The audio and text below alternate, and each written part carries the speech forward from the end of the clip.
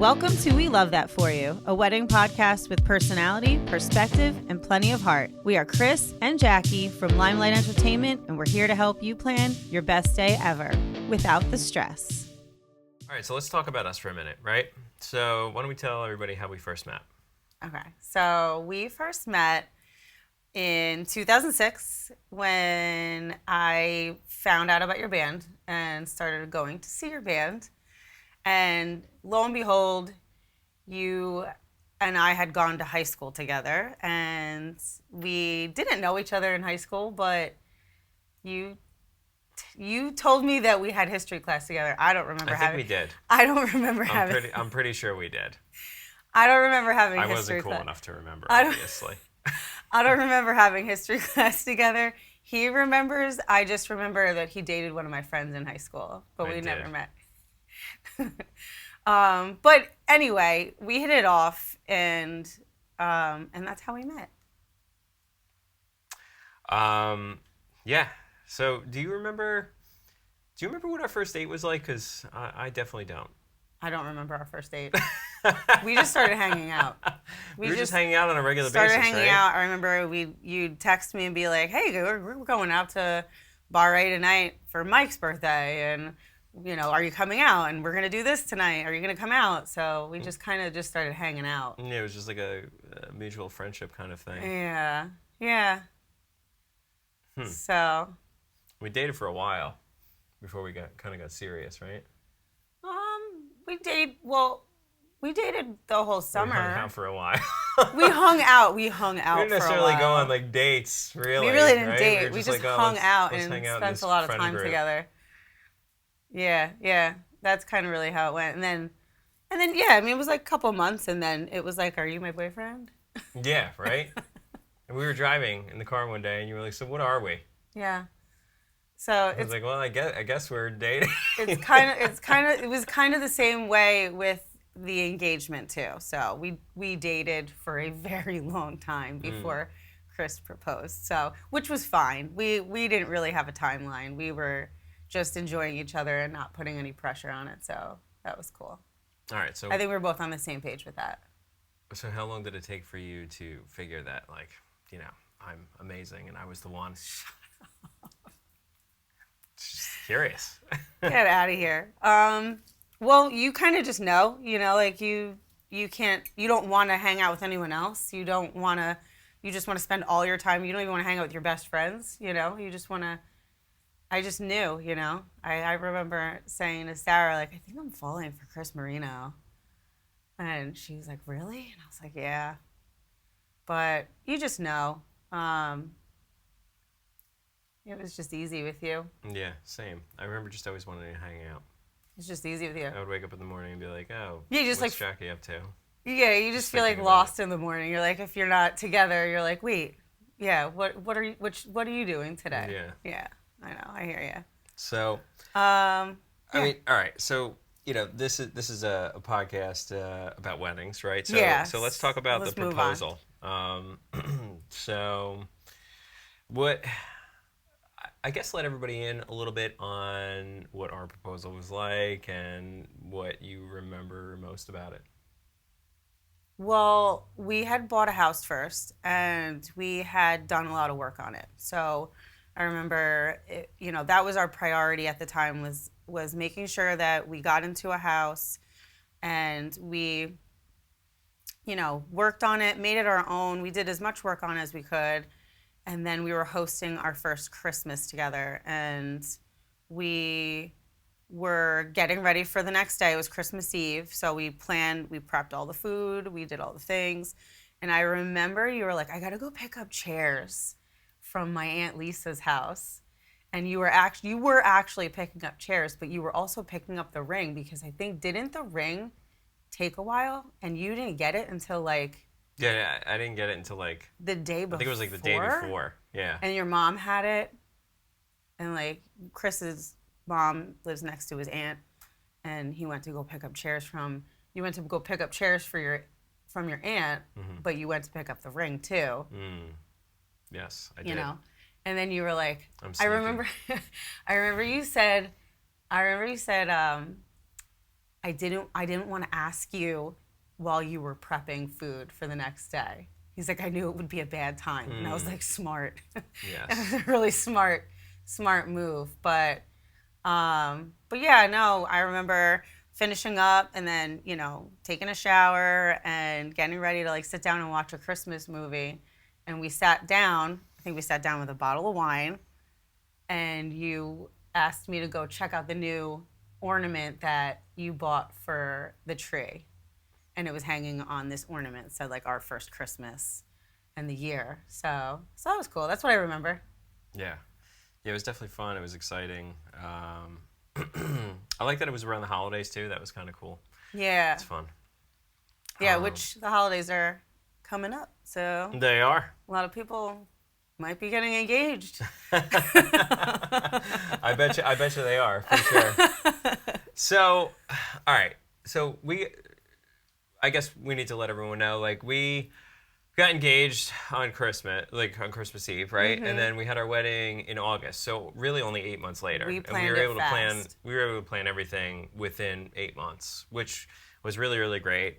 We had a good idea of the direction we wanted to go in with everything, being that we are in the industry, which was very, very helpful. Yeah. So I guess what we should talk about really now is like, what's one thing we did after getting engaged that kind of like helped the process, and something that we can kind of recommend to our viewers. Yeah. Well, I think the very first thing that we decided on when we got engaged was like time frame. Because we had been dating for 8 years at that point in time. Or at that point in time, it was 7 and a few, 7 years.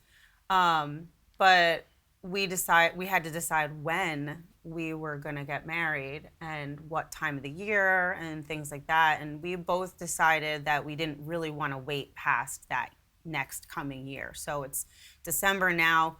We don't want to get married any further past that next fall or that up and coming fall. So that was the first decision that we made, was like, hey, even if it's going to feel quick, we're going to do it this year, And then the next thing we started working on was ironing out our top vendors. So venue, photography, entertainment. But we had been wedding professionals for a few years prior to getting engaged. So we already had been working with a bunch of professionals, and we it was fun and exciting, and but we started there. So what would you tell newly engaged couples who are just starting this journey? What's the first thing you should do? What's the first thing you should do in order to successfully plan this wedding and make it an enjoyable process? Well, I would say that. I would say to enjoy it and try not to let it overwhelm you. Start with a list. Start with priority. And I always feel like making a list helps me to not become too overwhelmed with the task at hand. I mean, we were planning with 8 months ahead of us. So, being able to prioritize, make that list, cross things off is very, very helpful when getting started. Yeah, definitely. And like with the list, I would say you should kind of have different tasks or vendors that you would want to look for, kind of blocked out in time frames, right? So like let's say you're getting married within 12 months. It's like you can have like a 10 to 12 month time frame. You can have an 8 to 10 month time frame, and in that 10 to 12 month time frame, you put a couple of things in there, and you put the most I would say the biggest ticket items. And what I mean by that is like your venue, obviously. And then, once you book your venue, then you could decide on probably a photographer next. From there, entertainment, video, and kind of go down the list, and don't necessarily like take on all of that at once, maybe one at a time. Yeah, and also putting together a guest list.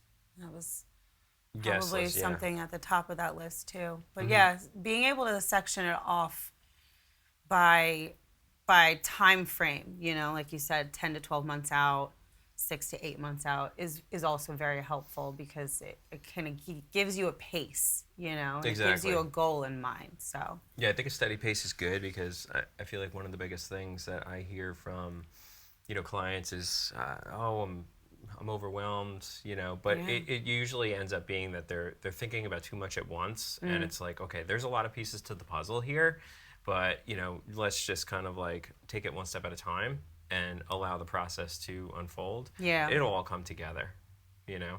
yeah, So definitely pacing it out. yeah, when we first started planning our wedding, what do you remember being most excited about? I remember being most excited about the wedding being for us.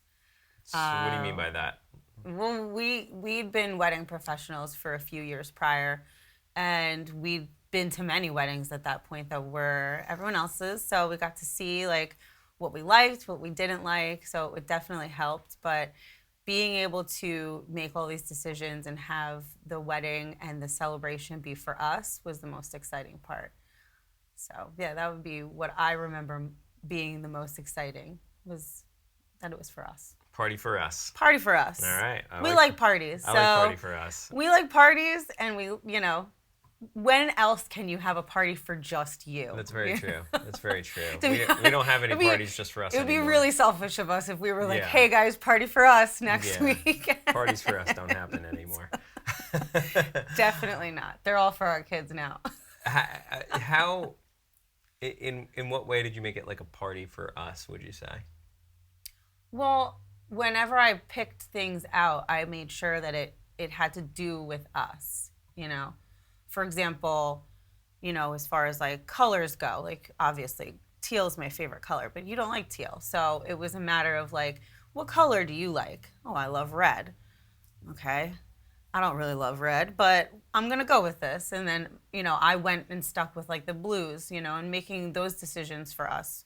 Our favors, we met because you were in a band and I liked your band, and I thought, it would be a really cool idea to use guitar picks as our favor and also our place cards. And I just made different decisions that made sense for us, and who we were that spoke to our personality. So being able to customize all these things throughout the wedding day and make it for us was really fun and cool. Yeah, you know what I thought was really cool? And I still think about it now, was you had those mason jars with was it song lyrics like wrapped around Beatles song lyrics. Yeah, wrapped around the mason mason jars. What did we use those for? I forget. Candles. Candles, Little yeah. tea lights went in them, and they went on the table because our venue included the centerpieces, so we didn't have to spend on centerpieces, but the centerpieces were standard, but they were beautiful, but they were standard. They weren't like custom. And I was thinking of different ways that we could customize the table and add little, I would say like Easter eggs, but like little tiny nods that might not stand out to everyone, but if you were really paying attention, like, oh my goodness, this is the lyrics. So I bought sheet music.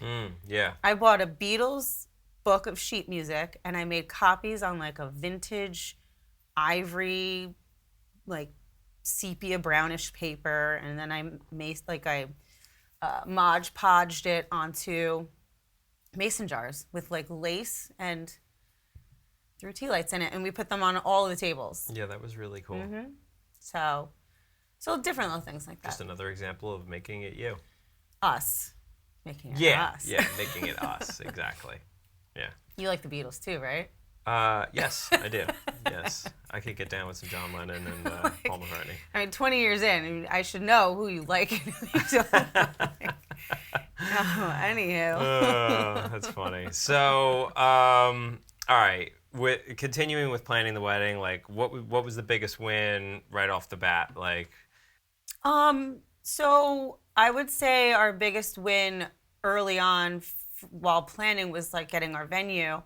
And when we got our venue, we actually ended up scoring it at winter pricing for an August date, a Boom. Friday. Boom. So I think that was because we were planning 8 months in advance. I thought that was cool, and we didn't go in there with like a dead set date, we weren't like, hey, it has to be this day or else, so it was good being able to go in with an open mind.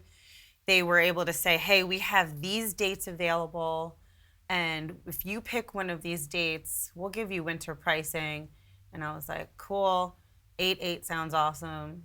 Um, Yeah, so that's kind so of something cool to talk about because, right, some couples they have this date in mind. It's like it has to be this date, and that's great and all. But let's say when you go see a venue, they may have a couple of dates still open and available within yeah, a shorter time frame, and then you can get more for your spend, I guess you would say. yeah, And then you could take that money and you could take that extra money in the budget and yeah, use it towards a better honeymoon, better photographer, whatever it may be. So it's something to consider when you're looking at venues. Like, don't be so stuck on a date. Go in there open minded yeah. and see what's available. Yeah, yeah, your budget can shift around a little bit, Yeah. You can definitely slide things around and spend a little more here or there, Yeah. when you give yourself some flexibility. I think flexibility overall in general. Flexibility with everything is great Yeah. because it won't keep you'll enjoy the process a little Yeah. more because you are flexible, and Yeah. I mean that's how we were able to go on that killer honeymoon, Yeah. right? Yeah. So Cool. that's cool. All right. So what's like a cringe mistake that we made? So I would say the biggest mistake, well, I don't know if we didn't really make a lot of mistakes, but I'd say a mistake that stands out to me was taking on too many DIY projects. So to rewind to the mason jar project, I mean, I had to make all that. And, there were a lot of things. I made a lot of the details in our wedding. So that was very time consuming, plus working full time, plus, we had done a lot to our house, but it wasn't done yet. Like, there was just a lot to do. We were running a business, working full time, because at that time we weren't full time in our business.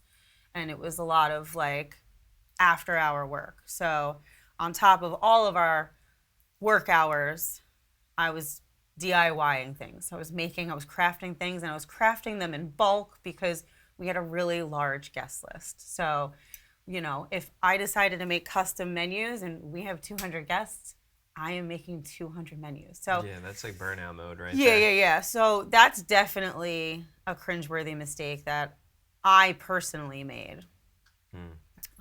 Another. So, oh, okay. Go ahead. Do you have a question about that? No. Okay. No, I don't. Are we jumping to the next question? I just have something in mind What? That you made a mistake about? that we both made a mistake about. What's that? That we didn't the biggest mistake Yeah. that we made, I think, is that we Yeah. did not hire a professional videographer, right? I mean, we could talk about this, on another episode, but it's one thing that, we had issues with our videographer was that it was a friend. We hired a friend. We thought we were in a good place. But, hiring friends, that you're not treated with the same professionalism as you are when you hire a professional in the industry, right? So what did we have to deal with? We had to deal with, long wait times. I don't think we ended up getting our video until like, a year and a half, 2 years later when we finally got it. We got a highlight video, which was nice, but it was kind of thrown together, and then we got all the raw footage. I would never ever suggest getting raw footage from a videographer because it's literally just it's like home video style where you have like painful 8 to hours. watch. You have 8 hours of footage and coverage, and it's like the videographer's talking in the background. They're walking with the camera and they're filming the floor or whatever it is, and it's like it's just not edited in It's not polished. It's not polished. It's not edited in a way that you want to watch it. So basically, what we had to do is we had to literally, number one, wait a long time to get our footage, and then number two, when we finally got it, I had to take it and give it to one of my other good friends that is, in the industry, and he ended up putting together a really nice polished video for us, which was great. So A beautiful edit. yeah, so cringeworthy mistake. Don't hire friends that do this kind of on the side and for fun. Make sure that you Don't sit and watch your 8 hours of raw video. yeah. Don't get raw footage. Make sure that you're hiring a professional Awful. who's going to do a good job and give you a Yeah. polished, finished product. But Yeah. we'll talk about that in more detail in another episode. Yeah, I think this is a really good topic for Yeah. a future episode. We should have, definitely. 100%. The last thing I think was not a cringeworthy mistake, but it was a mistake, was I definitely should have booked an extra hour or so with our photographer. I feel like I should have given a little bit more room in the timeline for portraits before the ceremony. I remember, so we got married on the beach in Point Pleasant, and we took all our photos on the inlet jetty, and I remember having to walk past the ceremony as guests were sitting to get around to go back over to the inlet bar. So like all of our guests saw me in my dress, hiked up, trucking through the sand to get around, to get lined up to walk down the aisle. So like, I just didn't give my photographer enough time to have that buffer where like we would have finished maybe 30 minutes before the ceremony started, kind of maybe even had a drink at the inlet bar and then lined up, Yeah. That would have been a really nice flow, and that's something. But that's also another episode. That is another episode. Photography is a whole photography nother timeline. a whole nother episode. Yeah, so we should talk about that later on. But basically, trust your photographer when yeah, when they suggest a timeline for you, and they're going to ensure. You hire the right vendor, they're going to ensure that the day runs smoothly and flows really well for you. yeah. If we could go back and tell our just engaged selves one thing, what would it be? What would it be? I don't know. What would it be? You did a great job. I did a very good job. You were a great participant. Thank you. I would say be in the moment and enjoy it.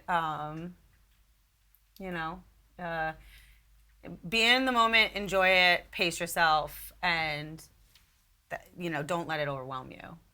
Ultimately, you want to look back on these memories and be able to laugh and smile and enjoy the conversation about your wedding years later. Yeah. Instead of looking back and saying I was stressed. Yeah, exactly. I was so stressed. Yeah. People would ask me all the time, "Are you stressed?" I'm like, "No, I'm not stressed. This is easy. This is fun." Yeah. So I think what brings on the most stress for people getting married are all of those like outside opinions. yeah, From family members or friends, right? Oh, you're supposed to be doing this. You're supposed to be doing that. Like, just kind of. The one thing that I could suggest is just block out all of that outside noise and just focus on, each other. and putting those pieces of the puzzle together in the time frames that you planned and blocked out. Yeah, agree. So after 11 years married and hundreds of weddings under our belt, I think we have some helpful advice for people, right? So here are the 5 things that every couple should really know planning early on. And let's talk about priorities before Pinterest. Priorities before Pinterest. Learn from my mistakes. So basically, before they start diving or anyone starts diving into inspiration overload, you should definitely list out your priorities, figure out how much time you have to work on these things, and be realistic about your DIYs. So it's okay to DIY things. I think DIYing things is fun, but being realistic about it is really important. Making sure that you don't overwhelm yourself in the end, for sure. So that would be number 1. Number 2 is budgeting without panic. What are your thoughts on that? Budgeting without panic. Yeah. I Um, panic when I think about budget. You panic when you think about budget. Do you think a lot of people panic when they think about budget? Probably, yes, probably. Most likely. All right. It's understandable. Yes, it is understandable. But, here's the thing, right? You have to decide how much you're aiming to spend, right? But you also have to give yourself some wiggle room, Yeah. wiggle room, because sometimes, like, these budgets, they're just unrealistic, right? Because maybe you come up with your budget based on a blog from a national wedding website, but the information that you're getting is, these are national numbers. Right. It's not based on your particular location. So, for example, like, we're in New Jersey, so the New Jersey and New York market is, I mean, it's just a lot higher than what the national markets are. So the biggest thing is really just come up with a comfortable budget for yourself, obviously, with what you're comfortable spending, and then yes, you can research. What does this vendor cost? What does that vendor cost? But realize, like, hey, listen, there's going to have to be some wiggle room here. Yeah, in definitely. in order to get what you want. Well, like we said, the budget can shift a little depending on, depending on being flexible, going back to being flexible, but also the budget can shift. And then, something else that could be very helpful is making lists, making a must-have list, and a fantasy list is always nice. I like the idea of having that fantasy list because if your budget does shift a little bit, then you go right back to that fantasy list. You say, oh, I really wanted to add Dancing on the Clouds, and I've had that on the back burner. And now that I'm not spending on table centerpieces, I can book Dancing on the Clouds. So, all in all, just having two lists and also keeping that flexibility in mind. Yeah, absolutely. And then, a lot of times, couples will make their money back with gifts, right, from all of their guests, but don't bank on it. Don't expect it. Just really kind of like, bank on the memories. Don't put your heart on. Don't put your expectations on it, because then you end up, you could end up disappointing yourself. Yeah. Like, I can rightfully say that 11 years later, I think even like 2, maybe even 1 year later, the thought about money wasn't there. It was the thought about how much fun we had, who was there, and just the day being amazing, and just having all these wonderful memories to look back on. It didn't matter. Yeah, absolutely. Yeah. So, is there anything that you regret spending too much money on? I don't have a single regret. I don't think we spent well, and I don't regret it. I think what we spent the most on was our honeymoon. Yeah. Well, other than the venue, of course, but you need a venue. So, but I don't have a single regret. I don't look back and be like, wow, I spent way too much on that. At all. Everything that we spent every penny was spent, and it was well worth it. Yeah, for sure. In my opinion. All right, so next topic, the venue trap, right? So if you could give couples one piece of venue advice, when booking your venue, what would it be?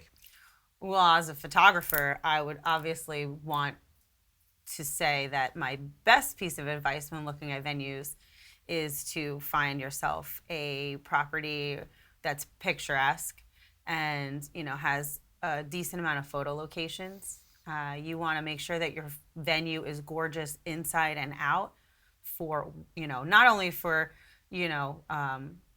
for your property, for your photos, but also for your guests. I mean, just having a nice vibe and a nice atmosphere inside of the venue, but also having a great backup plan for weather. If it's cold, if it's raining, you can go inside and still get gorgeous photos, because ultimately that is the one thing you're looking back on the most when you are 11 years out.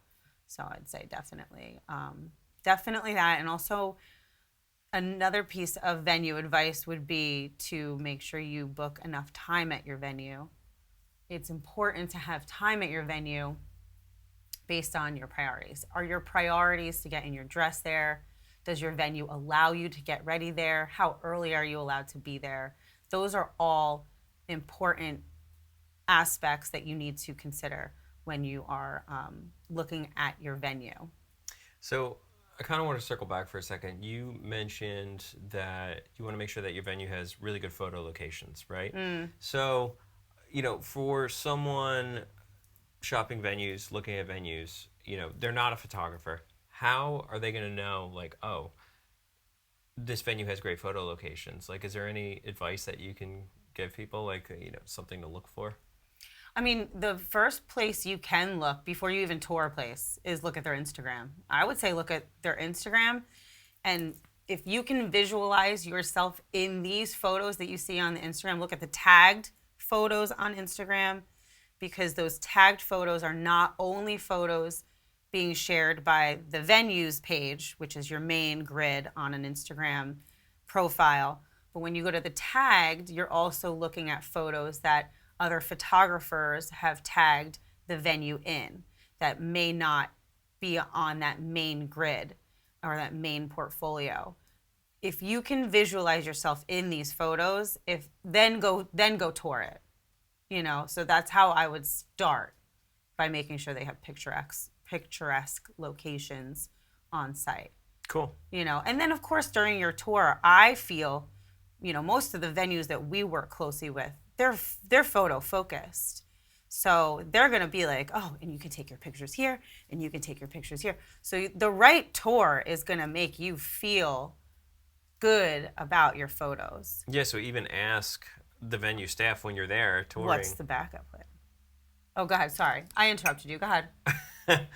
So even when you're touring a venue, ask the venue staff, like, hey, what are some great photo locations, and then Yes. they can suggest what they think are the best locations. That'll give you a really good idea of kind of what it looks like. Yeah, definitely. I would also ask them as well, like, what's a backup plan? Are we allowed in here if it's raining outside, or if it's 20 degrees? I think that's a very important thing to bring up too. But yeah, I think most venues are going to offer those things. But if they don't offer, here's where we take all our pictures, then definitely ask. Cool. Awesome. But what about like a venue flow for like entertainment? Like what are your recommendations? What's your advice for a venue?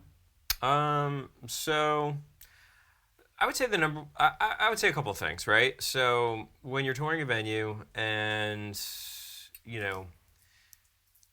all right, so I would say a couple of things. When you're touring a venue and you want to know about, how is this going to work with the entertainment? I want to make sure that my guests have a great time.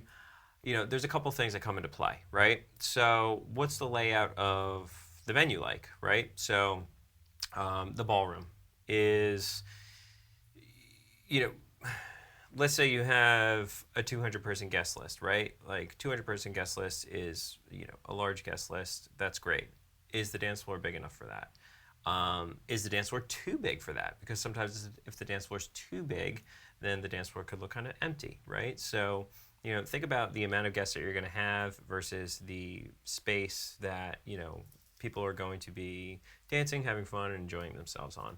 Also, general layout of the venue, right? It is the bar within a close distance, right? Because if the bar is too far away, then I would say, you might lose some people on the dance floor, when they're kind of like getting drinks, and then they get stuck mingling out there, and so on.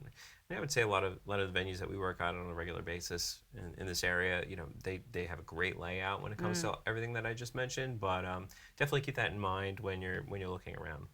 I would say, number two, one thing that you should ask a venue is what does their timeline look like for a reception? So, you want to ask them what does their timeline look like for a reception, because you want to make sure that the event flows really well. So, one way that I like to run events in particular are, when the reception opens up, we're going to do reception introductions, introduce parents, wedding party, the couple, and then go right into the first dance, right into parent dances. Everyone sits down for a couple of minutes. This way servers could wrap up dinner orders. And then we're going to go right into speeches.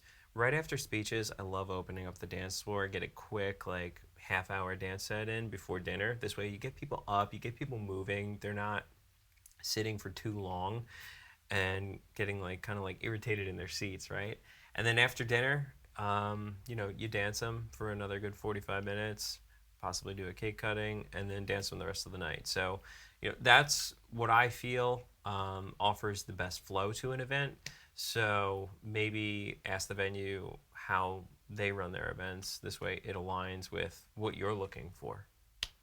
Yeah, definitely asking a lot of questions, keeping all of your priorities in mind and asking the venue a lot of questions.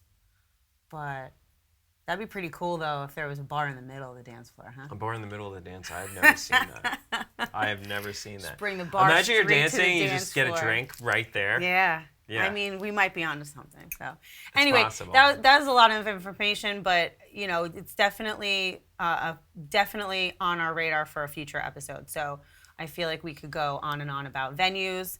Anyway, let's move on to number 4. Okay. So, number 4, we're going to talk about vendor chemistry, right? Over vendor pricing. What are your thoughts on that? Well, I think chemistry is very important. Like I said earlier in this episode, I don't think about money when it comes to the wedding. Now, I know that when we were planning, we were thinking about budget. We had a budget. We stuck to it. But now looking back, I think that,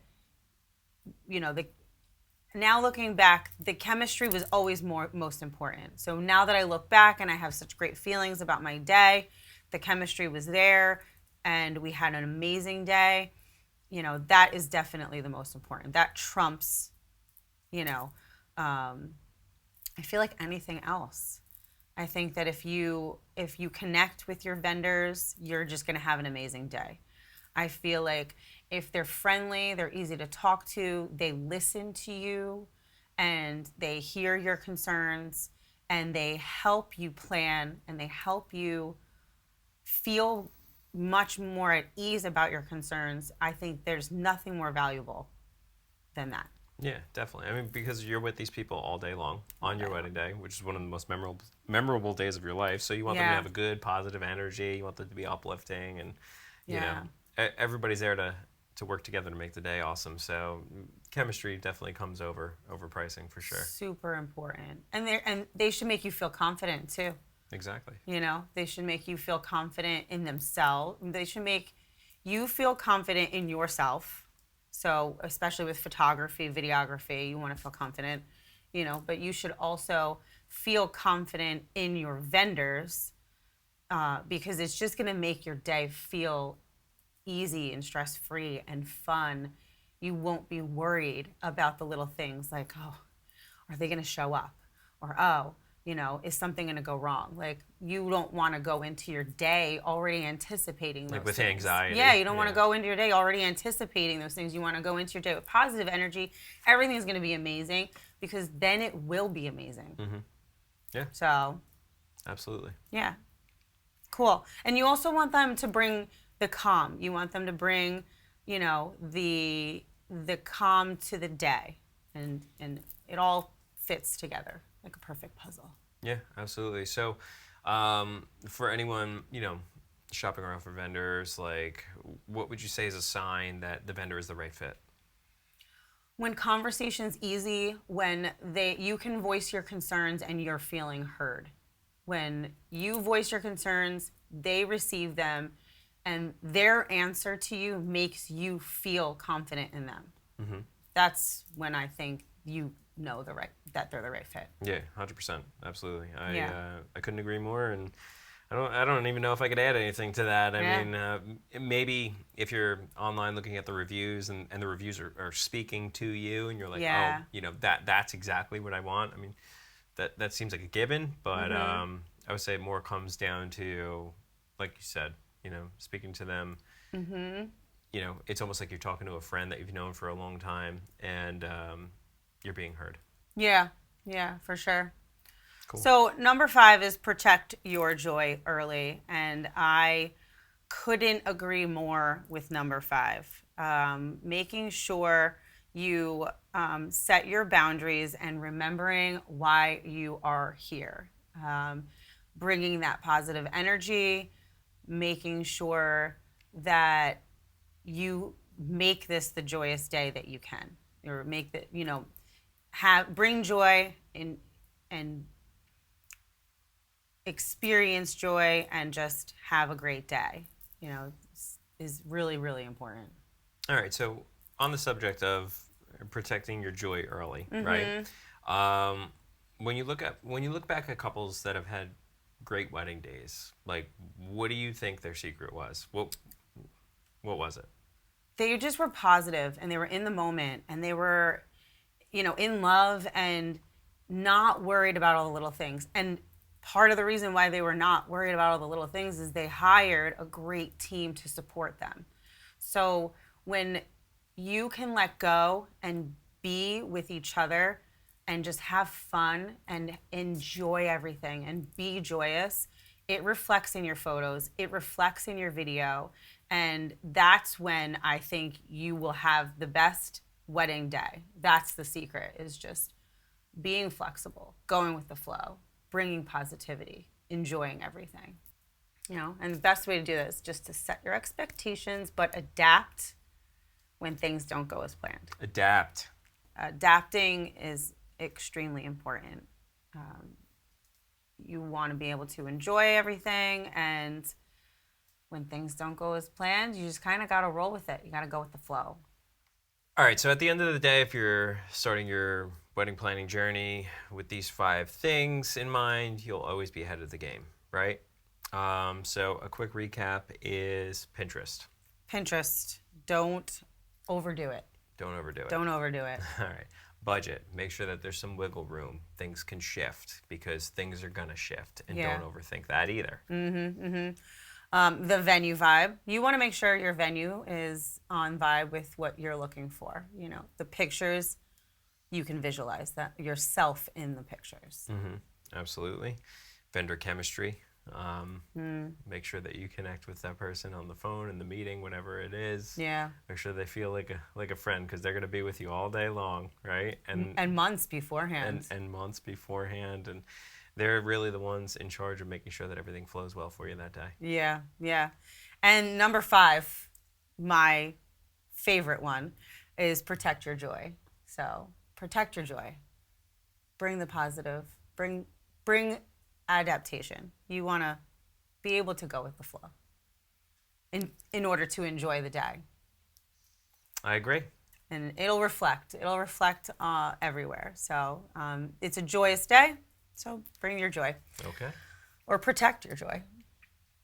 So just remember that the process is supposed to be joyful. It's about the two of you. Everything else is just details. Remember, the day is about you, and it should feel like you, just like our wedding felt like us. And that was what I was most excited about. So we want to hear from you. DM us your early planning wins and fails, and maybe we'll read them on the show. But yeah, if you have any suggestions for topics, we're all ears. And I think that's it for episode 1. All right. Of We Love That For You. So, We'll see you next time. See you next time, because wherever you are in your wedding planning journey, we love that for you. Thank you so much for hanging out with us today. If this episode was helpful, make sure you follow or subscribe so you don't miss what's coming next. We love hearing from you, so if you have a question, a planning struggle, or an episode idea, email me at jackie@limelightEntertainmentNJ.com. There's a really good chance your question becomes a future episode. And if you're planning a New Jersey wedding and want vendors who truly care, you can find us at limelightwedding.com. And remember, wherever you're planning and whatever you're dreaming, we love that for you.